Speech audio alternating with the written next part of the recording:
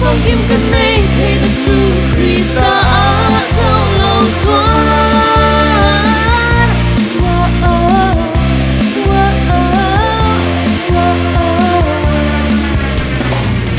Mỗi lần lễ thiêng na vang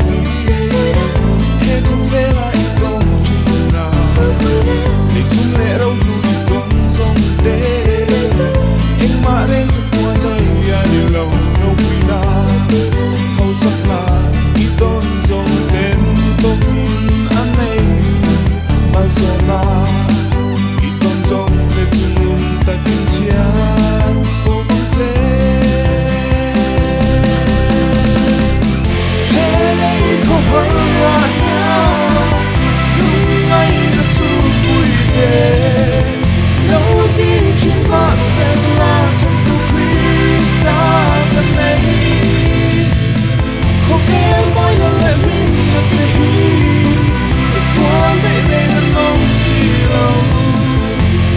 Phong kim tâm này thêm được chu Krista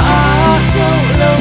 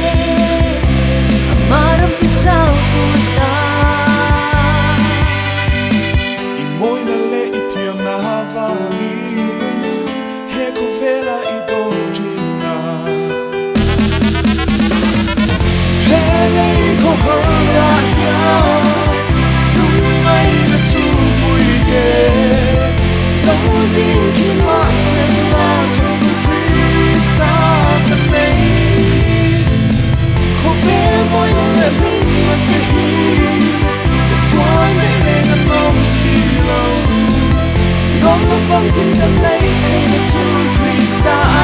trong lòng